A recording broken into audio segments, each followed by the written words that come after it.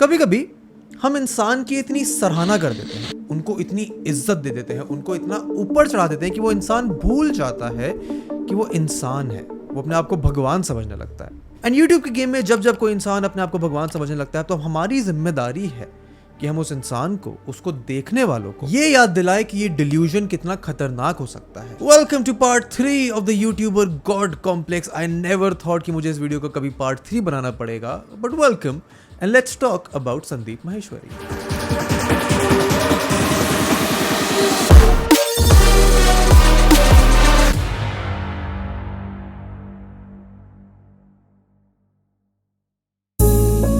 इस वीडियो में हम इस चीज की बात नहीं करने वाले हैं कि संदीप माहेश्वरी जी सही है या फिर प्रखर सही है या फिर शताब सही है, बिकॉज अगर बात इस तक ही रह जाती कि किसके आइडियल्स, किसके थॉट, किसके मॉरल्स सही हैं, तो ये आर्ग्यूमेंट इतना बड़ा होता ही नहीं। हम बात ये करने वाले हैं कि जब एक इंसान अपनी सराहना में इतना खो जाए कि उसको अपने सामने दिखती हुई सच्चाई भी ना समझ आए, तो वो कितना डेंजरस हो सकता है, ना सिर्फ उस एक इंसान के लिए बट उन सब लोगों के लिए जो उस इंसान को फॉलो करते हैं। तो इस वीडियो को ढंग से समझने के लिए, इस वीडियो की इंटेंसिटी को, इसकी गहराई को समझने के लिए मैं तुमसे सिर्फ 2 चीजों की डिमांड करूंगा। एक है तुम्हारा सब्र, तुम्हारा समय, और दूसरा है तुम्हारा खुला हुआ दिमाग।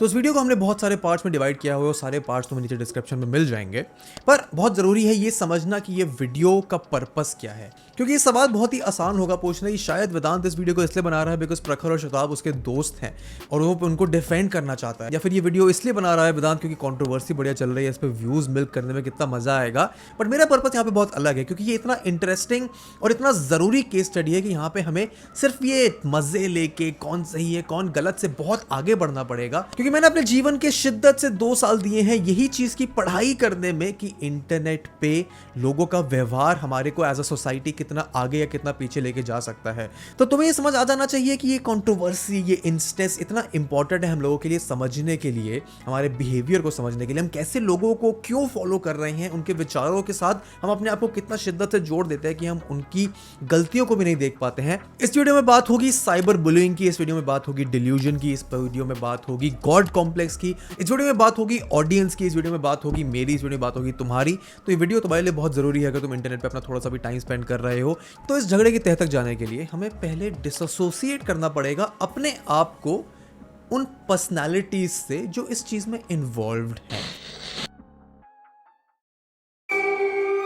तो पहले बात कर लेते हैं जरा हल्के से कॉन्टेक्स्ट की, इस चीज की शुरुआत क्यों हुई और ये एस्केलेट कहां हुई। एंड क्योंकि हमें इस चीज की तह तक जाना है तो हम पूरी कोशिश करेंगे कि हम सिर्फ जो पब्लिकली अवेलेबल फैक्ट्स हैं, इंफॉर्मेशन है, बायस पर्सपेक्टिव पे ना जाके अपनी खुद की आंखों से देखें कि क्या चीज़ सही है, क्या चीज़ गलत है, किस चीज़ के साथ हमें खड़ा होना है, किस चीज़ के खिलाफ हमें खड़ा होना है, किस चीज़ से हमें नहीं सीखना और किस चीज़ से हमें सीखना है। तो इस कहानी की शुरुआत हुई जब संदीप माहेश्वरी जी ने एक वीडियो डाला। उस वीडियो को रिएक्ट करते हुए शताब गंगवार ने एक वीडियो डाला। एंड शताब की वो वीडियो डालने के बाद जब संदीप और शताब का कुछ आर्ग्यूमेंट हुआ शताब के कॉमेंट सेक्शन में, वहां पे हम संदीप माहेश्वरी जी को इस वीडियो से पूरा डिस्कार्ड कर देंगे, बिकॉज इस पॉइंट के बाद संदीप माहेश्वरी जिसकी पूरी यूट्यूब समाज इज्जत करता है क्योंकि उन्होंने बहुत सारे लोगों की हेल्प करी है, उस इज्जत की रिस्पेक्ट करते हुए हम Sandeep Maheshwari as a creator को, एज एन इंडिविजुअल को थोड़ा साइड करते हैं, बिकॉज यहाँ पे संदीप माहेश्वरी दुनिया को नहीं दिखा। तो संदीप माहेश्वरी की इस पहली कम्युनिटी पोस्ट के बाद, और ऐसी बहुत सारी कम्युनिटी पोस्ट हैं जो आई और डिलीट हो गई, जो बहुत ज्यादा पैसिव अग्रेसिव थी, जिसमें बहुत सारे केसेस ऑफ बुलिंग, हरासमेंट थे, उनके बारे में हम आगे बात करेंगे। बट जहां उन्होंने ये पोस्ट करी, इस पॉइंट के बाद संदीप माहेश्वरी वो इंसान, वो यूट्यूबर, वो क्रिएटर, वो मोटिवेशनल स्पीकर जिसकी सब इज्जत करते हैं, वो इंसान यहाँ पे है ही नहीं। इस पॉइंट के बाद उस इंसान की इज्जत को प्रिजर्व करने के लिए मैं उस इंसान के बारे में इस वीडियो में बात ही नहीं करने वाला हूं। इस पॉइंट के बाद जो हमें पर्सोना दिखा है इंटरनेट पे, जो पर्सोना दिखा है हमारे को पूरे इस इंटरैक्शन में, वो संदीप माहेश्वरी का है ही नहीं। किसी ने उम्मीद ही नहीं करी थी कि संदीप माहेश्वरी जो इतने वैल्यू वाले इंसान है, वो संदीप माहेश्वरी से एक शैलो बुली में बदल जाएंगे। तो इसीलिए हम संदीप माहेश्वरी जी की बात ही नहीं करेंगे। इस पॉइंट के बाद जो पूरा ड्रामा हुआ है उसमें हम बात करेंगे शैलो बुलियेश्वरी जी की। फिर से तुम्हारे कॉन्टेक्स्ट के लिए मैं ये चीज रिपीट कर देता हूं कि संदीप माहेश्वरी वो इंसान जो लोगों को मोटिवेट करता है, वो इस कंट्रोवर्सी का पार्ट है ही नहीं, क्योंकि हमें जो पर्सोना दिखने को आया है वो तुम्हारे लिए जज करने के लिए है कि जो असली पर्सोना है, जो असली इंसान है, क्या वो मोटिवेशनल संदीप माहेश्वरी है या फिर वो शैलो बुलियेश्वरी है, वो मैं तुम्हारे ऊपर छोड़ता हूं। बट इस पॉइंट के बाद हम बात सिर्फ उस बुली की करेंगे जिसने देखा कि मेरे पास 2.5 करोड़ लोगों की ऑडियंस है, मैं उसको भेज देता हूं एक ऐसे इंसान के पास जिनको मैं बस बोलूंगा कि इनको तबाह कर दो। एंड जब शैलो बुलीश्वरी जी ने ऐसा किया तो उनमें और एल्विश यादव में कोई फर्क नहीं रह गया, बिकॉज एल्विश यादव ने भी एक पॉइंट पे यही सेम चीज करी थी। तो ऐसा कर दो, अकाउंट उड़ा दो उसका, एक काम करो, यहाँ मेंशन कर रहा हूँ, उड़ा दो। एंड मैं इस चीज़ के बारे में बिल्कुल वीडियो नहीं बनाने वाला था, बिकॉज मेरा बिलीफ भी इस चीज़ में यही था कि उनकी आपस में कुछ आइडियोलॉजिकल डिफरेंसेस हैं जो बात हो रही है। बट जब शैलो बुलीश्वरी जी ने प्रखर की वीडियो पे कमेंट्स में ड्रैग किया श्वेताब की बेटी को, it is at that point that I realise कि there is something very off about this whole situation and we need to go deeper into it. And यहाँ पे लोगों का सवाल यह आएगा कि प्रखर ने एक डिलीटेड वीडियो पे क्यों रिएक्ट करा, वो जो वीडियो हट चुकी थी तो उस पर रिएक्ट करने की जरूरत क्या थी। तो यहाँ पे मैं तुम्हारे को पॉइंट आउट करना चाहूंगा इंसान की गॉसिप करने की फितरत को। मैं ये नहीं कह रहा हूँ कि प्रखर ने गॉसिप किया, मैं ये कह रहा हूँ कि प्रखर ने वो स्ट्रीम इसलिए करी बिकॉज ऑडियंस उस कंटेंट के लिए तड़प रही थी। श्वेताब और शैलो बुलीश्वरी जी की लड़ाई को बहुत सारे न्यूज चैनल्स, बहुत सारी यूट्यूब वीडियोस कवर कर चुके थे ऑलरेडी। लोगों को वो डिलीटेड वीडियो देखनी थी, तभी तो किसी और इंसान ने उस डिलीटेड वीडियो को डाउनलोड करके अपलोड करा। एंड उस वीडियो में भी 40,000 व्यूज थे क्योंकि लोगों को वो कंटेंट चाहिए था। एंड यहाँ मैं प्रखर से बिल्कुल अग्री करता हूँ कि उसने उस वीडियो को कभी इस इंटेंशन से नहीं बनाया कि चलो हम संदीप महेश्वरी जी की बेइज्जती करते हैं। वो हमेशा इस इंटेंशन से बनाया गया था कि आइडियोलॉजिकल क्लैशेस क्या है, क्या चीज़ से हम अग्री कर सकते हैं, क्या चीज़ से हम डिसअग्री कर सकते हैं। एंड अगर तुम इस चीज़ को बहुत ध्यान से, एक बहुत ही हाई लेवल से देखना चाहो तो ये बात बस इतनी सी है कि कुछ लोगों ने किसी एक इंसान के कुछ आइडिया से डिसअग्री किया।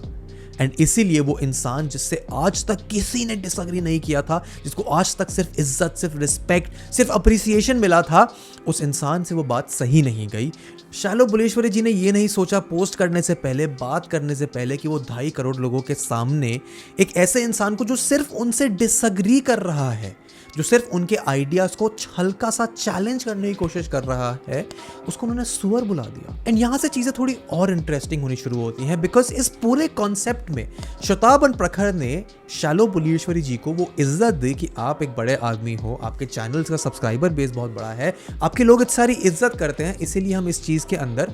अपनी लड़ाई नहीं लड़ना चाहते, बिकॉज हमारा इंटेंशन कभी लड़ाई लड़ने का था ही नहीं। हम बस आइडियाज़ को चैलेंज करना चाहते थे और क्योंकि वो आपको पसंद नहीं आया तो हम उन चीज़ों को हटा देते हैं। एंड मैं और मेरी तरह बहुत सारे लोग बस यही उम्मीद कर रहे थे कि यहाँ पे बात खत्म हो जाएगी। बट 24 मई 2022 को जब प्रखर ने अपना पक्ष रखने के लिए, अपनी बात को समझाने के लिए एक वीडियो अपलोड करा, वहाँ से चीज़ें और ज़्यादा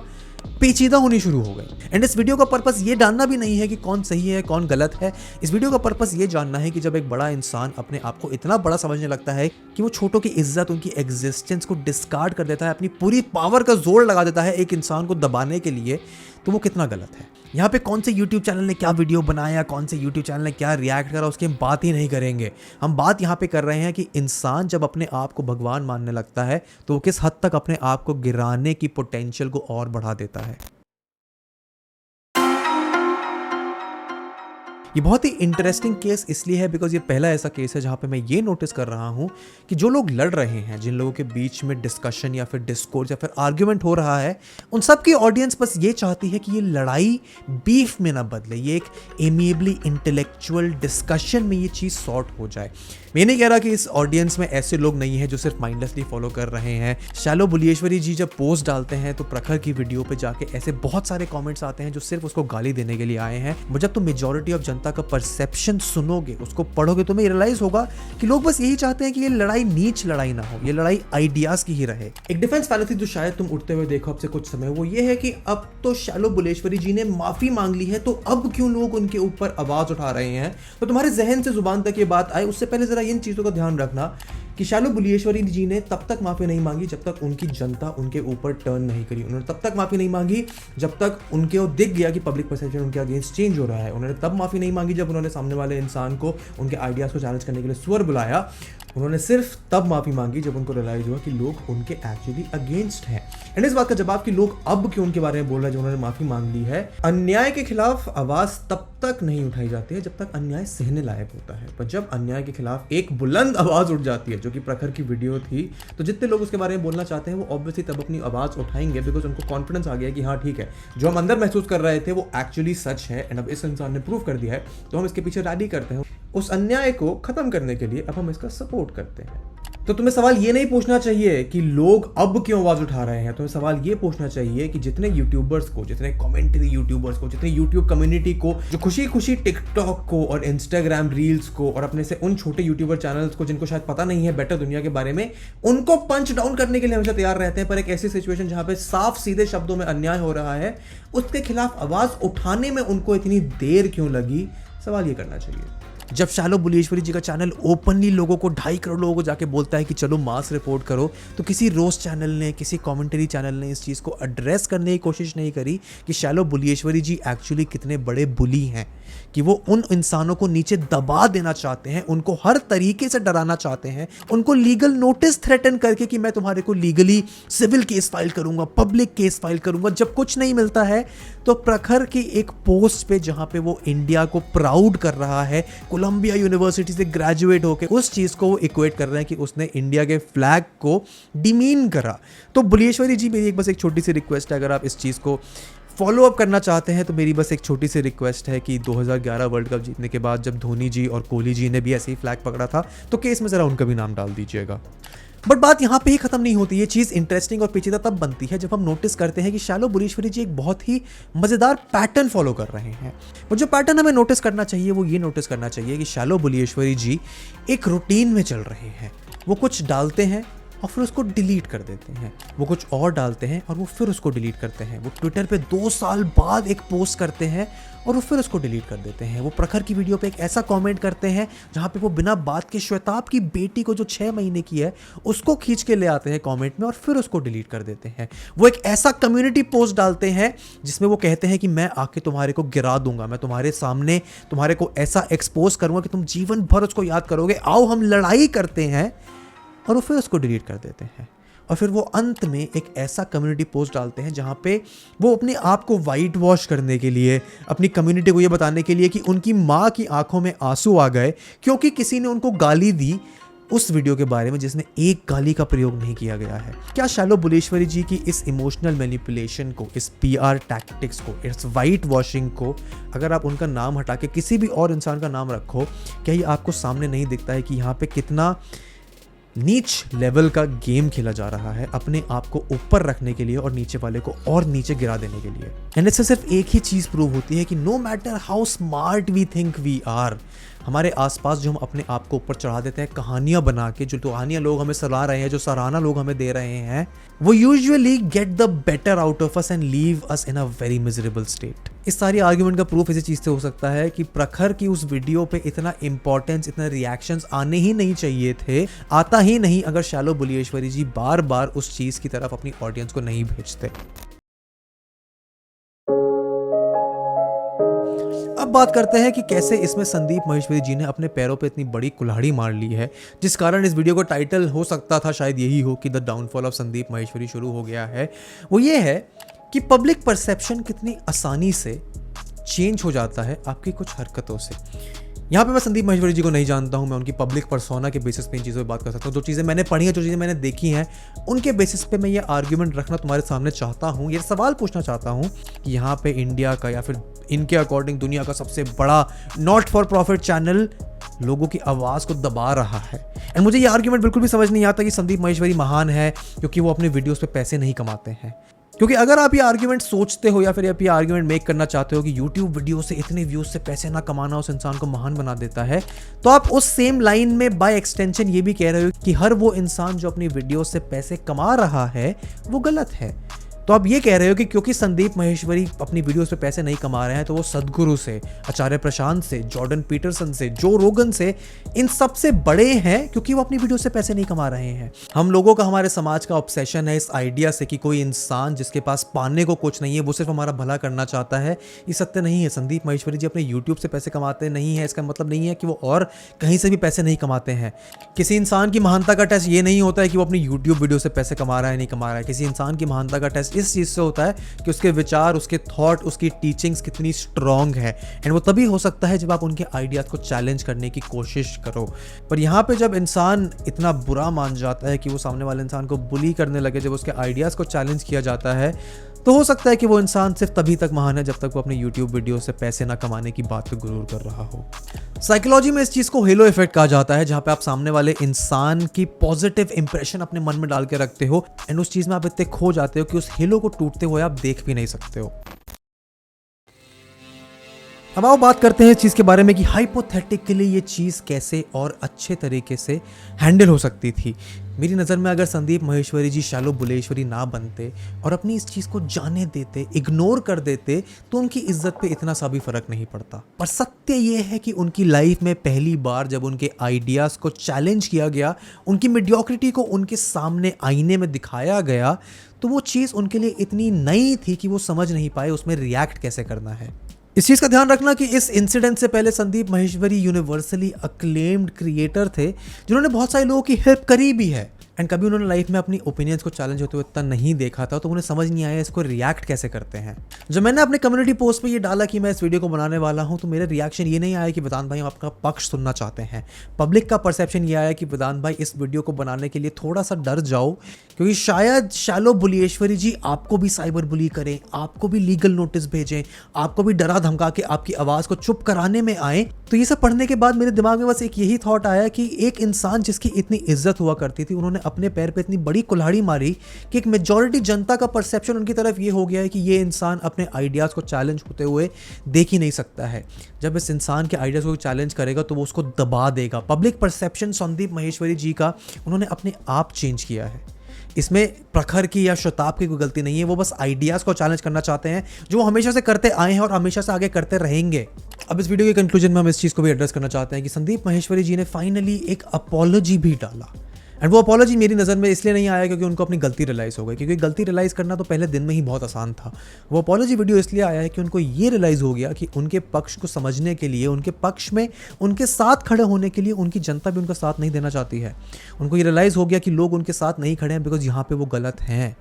एंड अगर उस गलती को उन्होंने मान लिया है तो मैं यही चाहूँगा कि ये इशू, ये मैटर यहाँ पे ख़त्म हो जाए। बट इस अपॉलॉजी के अंदर भी कुछ ऐसी चीज़ें हैं, कुछ ऐसे लाइन हैं जो एक आर्ग्यूमेंट बिटवीन 3 इंडिविजुअल्स था, एक आर्ग्यूमेंट जो 2 इंडिविजुअल लोगों के बीच में था। उसमें आप अपने परिवार को लाके, अगर अपनी फैमिली को लाके बीच में खुद खींच के आप उनसे इमोशनल मैनिपुलेशन या फिर आप कुछ भी करना चाह रहे हो सकता है संदीप माहेश्वरी जी जेन्युइनली ये फील करते हो। बट एक नॉर्मल इंसान के लिए जब उनके वो पैटर्न को आप नोटिस करोगे, पोस्ट करना, डिलीट करना, अलग अलग तरीके के इमोशंस दिखाना, अलग अलग तरीके के काउंटर इंट्यूटिव चीज़ें डालना, पोस्ट करके उसको डिलीट करना, और फिर अंत में आप ये बोल दो कि अपनी माँ की आंखों में आंसू देखने के बाद मुझे मेरी गलती रियलाइज़ हुई,